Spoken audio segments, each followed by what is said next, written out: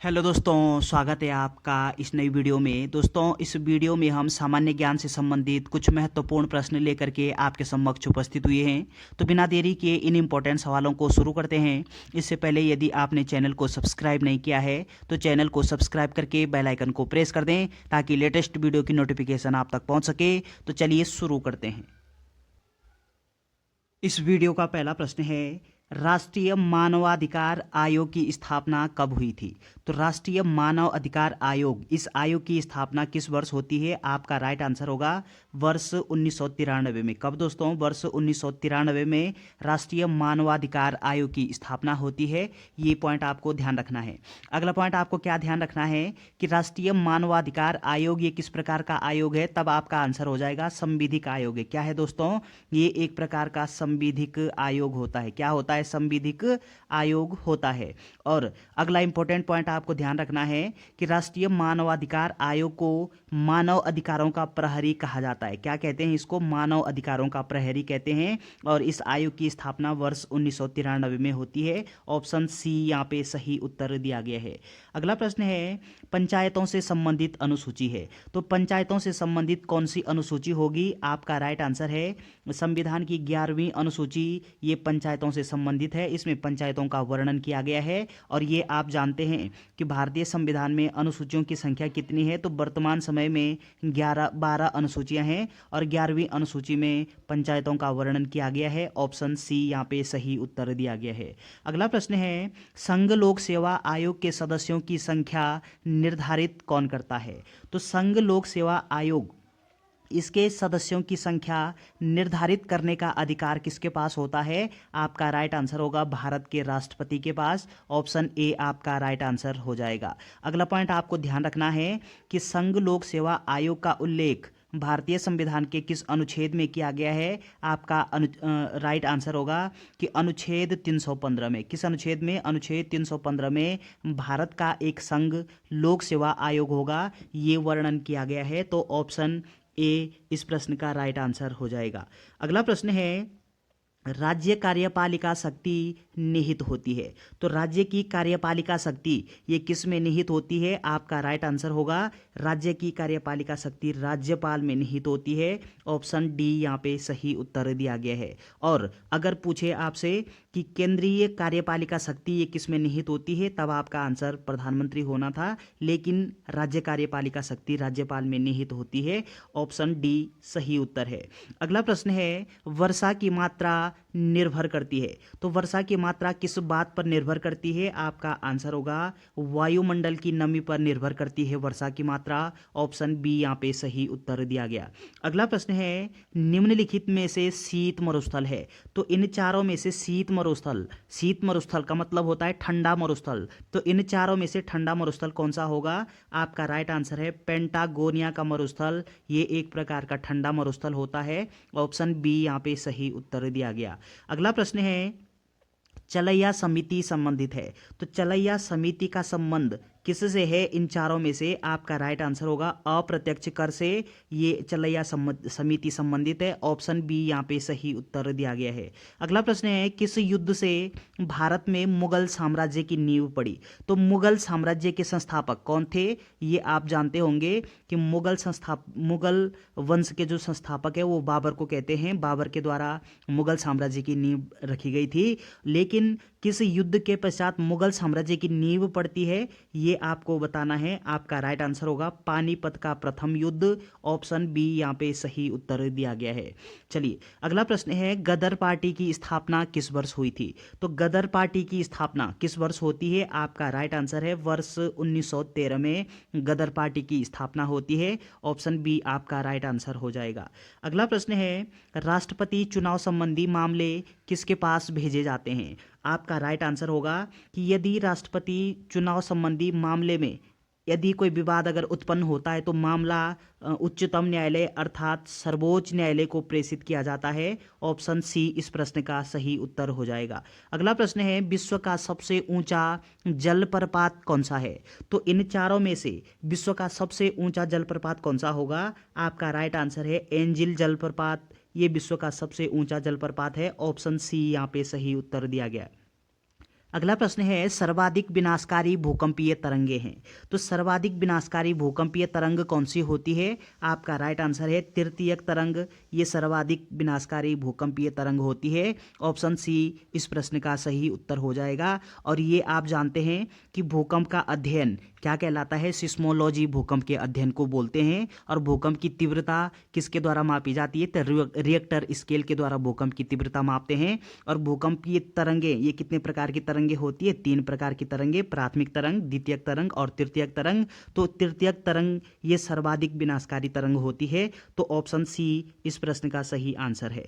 अगला प्रश्न है लोकसभा के प्रथम अध्यक्ष कौन थे? तो प्रथम अध्यक्ष पूछा गया है आपसे। तो इस प्रश्न का राइट आंसर होगा जी.वी. मावलंकर, अर्थात गणेश वासुदेव मावलंकर इनका पूरा नाम होता है। ये लोकसभा के प्रथम अध्यक्ष थे। तो ऑप्शन बी इस प्रश्न का सही उत्तर है। अगला प्रश्न है सर्वप्रथम पृथ्वी को आकार में गोलाव किसने बताया? तो सबसे पहले ये किसने बताया है कि हमारी पृथ्वी गोल होती है? आपका आंसर होगा अरस्तू के द्वारा बताया गया है। जबकि हमारी पृथ्वी की जो आकृति है वो किस प्रकार की होती है? लद्वाक्ष होती है, या फिर आप इसको जियोल्ड कह सकते हैं। तो इस प्रश्न का राइट आंसर अरस्तू हो जाएगा। चलिए अगला प्रश्न है महात्मा गांधी ने भारत में पहला अपना जन भाषण कहाँ दिया था? तो ये इंपॉर्टेंट प्रश्न हो जाएगा आपके लिए कि महात्मा गांधी के द्वारा भारत में अपना पहला जन भाषण ये किस स्थान पर दिया गया है? आपका राइट आंसर हो जाएगा वाराणसी में दिया गया है। ऑप्शन डी इस प्रश्न का सही उत्तर हो जाएगा। अगला प्रश्न है आज़ादी के समय कांग्रेस के अध्यक्ष कौन थे? तो इस प्रश्न का राइट आंसर बताना है आपको कि आज़ादी के समय अर्थात 15 अगस्त 1947 को कांग्रेस के अध्यक्ष कौन थे? आपका राइट आंसर हो जाएगा जे.वी. कृपलानी। ऑप्शन सी इस प्रश्न का सही उत्तर है। और ये आप जानते हैं कि भारतीय राष्ट्रीय कांग्रेस की स्थापना कब होती है? सन 1885 में। कब दोस्तों? 1885 में कांग्रेस की स्थापना होती है। और इसके संस्थापक ए.ओ. ह्यूम इसके संस्थापक होते हैं। और आज़ादी के समय जे.वी. कृपलानी कांग्रेस के अध्यक्ष होते हैं। अगला प्रश्न है किस अनुच्छेद द्वारा देश में राष्ट्रीय आपात की स्थिति लागू की जाती है? तो इस प्रश्न का सही आंसर बताना है आपको कि राष्ट्रीय आपात की स्थिति ये किस अनुच्छेद के तहत लागू की जाती है? आपका राइट आंसर होगा अनुच्छेद 352 इस प्रश्न का सही उत्तर हो जाएगा। तो ऑप्शन बी यहाँ पे सही उत्तर दिया गया है। अगला प्रश्न है विश्व का सबसे ऊंचा सक्रिय ज्वालामुखी है। तो इन चारों में से सबसे ऊंचा सक्रिय ज्वालामुखी कौन सा है? आपका राइट आंसर होगा कोटोपैक्सी। ये विश्व का सबसे ऊंचा सक्रिय ज्वालामुखी है। और कोटोपैक्सी नामक जो सक्रिय ज्वालामुखी है ये इक्वाडोर नामक देश में अवस्थित है। कहाँ पे है दोस्तों? इक्वाडोर नामक देश में अवस्थित है। और इसका नाम क्या है? कोटोपैक्सी। ये किस प्रकार का ज्वालामुखी है? तो सक्रिय ज्वालामुखी है। सक्रिय ज्वालामुखी का मतलब क्या होता है? जहाँ पे निरंतर समय लावा निकल रहा हो। तो चलिए अगला प्रश्न है 1932 में पूना समझौता किस बीच हुआ? अर्थात 1932 में पूना समझौता, जिसको पूना पैक्ट के नाम से भी जानते हैं, ये पूना समझौता किस किस के मध्य होता है, किस किस के बीच होता है? तो आपका आंसर होगा कि महात्मा गांधी और डॉक्टर भीमराव अंबेडकर के बीच 1932 में एक समझौता होता है पूना में, जिसको पूना समझौता के नाम से जानते हैं, इसको पूना पैक्ट के नाम से भी जानते हैं। ऑप्शन बी इस प्रश्न का सही उत्तर दिया गया। अगला प्रश्न है भारत में प्रथम मुद्रा प्रणाली का प्रबंधकर्ता हैं। तो इन चारों में से आपका सही उत्तर कौन सा होगा कि भारत में वर्तमान मुद्रा प्रणाली का प्रबंधकर्ता कौन होता है? आपका राइट आंसर है भारतीय रिजर्व बैंक, जिसको आरबीआई कहते हैं। तो ऑप्शन सी इस प्रश्न का सही उत्तर हो जाएगा। चलिए अगला प्रश्न है भारत की कितनी प्रतिशत आबादी कृषि कार्यों में संलग्न है? तो कितने प्रतिशत आबादी कृषि कार्यों में संलग्न है? इस प्रश्न का राइट आंसर हो जाएगा 48% आबादी कृषि कार्यों में संलग्न है। ऑप्शन ए आपका सही उत्तर दिया गया है। अगला प्रश्न है भारत की प्रथम खनिज नीति घोषित हुई थी। तो भारत की प्रथम खनिज नीति ये किस वर्ष घोषित होती है? आपका राइट आंसर होगा वर्ष 1951 में भारत की प्रथम खनिज नीति घोषित हुई है। ऑप्शन सी इस प्रश्न का सही उत्तर दिया गया। अगला प्रश्न है पहली औद्योगिक क्रांति किस देश में हुई थी? तो पहली औद्योगिक क्रांति ये किस देश में होती है? आपका राइट आंसर है ग्रेट ब्रिटेन में पहली औद्योगिक क्रांति हुई है। ऑप्शन नंबर डी आपका सही उत्तर हो जाएगा। अगला प्रश्न है भारत का प्रमुख रबड़ उत्पादक राज्य है? तो भारत का वो कौन सा राज्य है जहां सर्वाधिक रबड़ उत्पादित होता है? आपका राइट आंसर होगा केरल राज्य में। ऑप्शन बी आपका सही उत्तर दिया गया। अगला प्रश्न है, मैत्री एक्सप्रेस रेल सेवा का संबंध किससे है? तो आपको बताना है कि मैत्री एक्सप्रेस का संबंध किन दो देशों के बीच है? आपका राइट आंसर होगा भारत और बांग्लादेश के बीच मैत्री एक्सप्रेस रेल सेवा का संबंध है। ऑप्शन बी इस प्रश्न का सही उत्तर हो जाएगा। अगला प्रश्न है, राष्ट्रीय योजना समिति की स्थापना कब हुई? तो राष्ट्रीय योजना समिति इसकी स्थापना वर्ष 1938 में हुई है। ऑप्शन ए आपका सही उत्तर दिया गया। अगला प्रश्न है, 1944 में गांधीवादी योजना को प्रतिपादित किया था। तो गांधीवादी योजना को किस वर्ष प्रतिपादित किया गया है? 1944 में। और किसके द्वारा प्रतिपादित किया गया? आपका राइट आंसर होगा नारायण अग्रवाल जी के द्वारा। ऑप्शन डी आपका सही उत्तर हो जाएगा। अगला प्रश्न है, देश में प्रथम क्षेत्रीय ग्रामीण बैंक की स्थापना हुई। तो भारत में प्रथम क्षेत्रीय ग्रामीण बैंक की स्थापना ये कब होती है? 1975 में। ऑप्शन नंबर बी आपका सही उत्तर दिया गया। अगला प्रश्न है, जन योजना का प्रारूप किसने तैयार किया था? तो जन योजना का प्रारूप ये किसके द्वारा तैयार किया जाता है? आपका राइट आंसर होगा MN राय के द्वारा जन योजना का प्रारूप तैयार किया जाता है। ऑप्शन नंबर सी आपका सही उत्तर है। अगला प्रश्न है, आर्थिक नियोजन किस सूची का विषय है?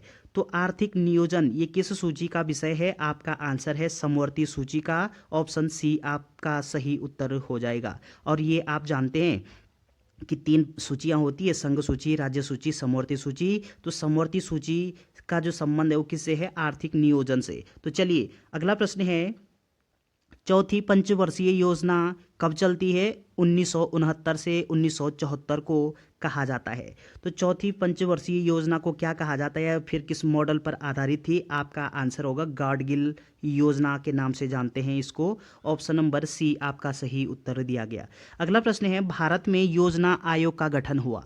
तो भारत में योजना आयोग का गठन कब होता है? आपका राइट आंसर है मार्च 1950 में योजना आयोग का गठन होता है। ऑप्शन नंबर सी आपका सही उत्तर दिया गया। और ये पॉइंट आपको ध्यान रखना है कि वर्तमान समय में योजना आयोग के स्थान पर नीति आयोग का गठन किया गया है। और नीति आयोग का गठन ये कब होता है? 1 जनवरी। कब दोस्तों? 1 जनवरी 2015 को। 1 जनवरी 2015 को योजना आयोग के स्थान पर नीति आयोग का गठन किया गया है। और नीति आयोग का गठन प्रधानमंत्री नरेंद्र मोदी जी के द्वारा किया गया। तो योजना आयोग का गठन कब होता है? मार्च 1950 में। ऑप्शन सी आपका सही उत्तर दिया गया। इस वीडियो का अंतिम प्रश्न है आपके समक्ष है, राष्ट्रीय विकास परिषद का पदेन अध्यक्ष कौन होता है? तो राष्ट्रीय विकास परिषद को हम NDC के नाम से भी जानते हैं और इसका दूसरा नाम है सुपर कैबिनेट। क्या बोलते हैं इसको? सुपर कैबिनेट बोलते हैं। और NDC के नाम से भी राष्ट्रीय विकास परिषद को जानते हैं। इसकी स्थापना कब होती है? 6 अगस्त 1952 को। कब दोस्तों? 6 अगस्त 1952 को। 6 अगस्त 1952 को राष्ट्रीय विकास परिषद की स्थापना होती है। और इसका पदेन अध्यक्ष प्रधानमंत्री होता है। कौन होता है? प्रधानमंत्री इसका पदेन अध्यक्ष होता है। 6 अगस्त 1952 को इसकी स्थापना होती है। इसको सुपर कैबिनेट के नाम से भी जानते हैं और NDC इसको संक्षेप में कहते हैं। तो चलिए दोस्तों, ये इस वीडियो के महत्वपूर्ण प्रश्न थे। वीडियो अगर आपको अच्छी लगती है तो चैनल को सब्सक्राइब करना ना भूलें। Thanks for watching.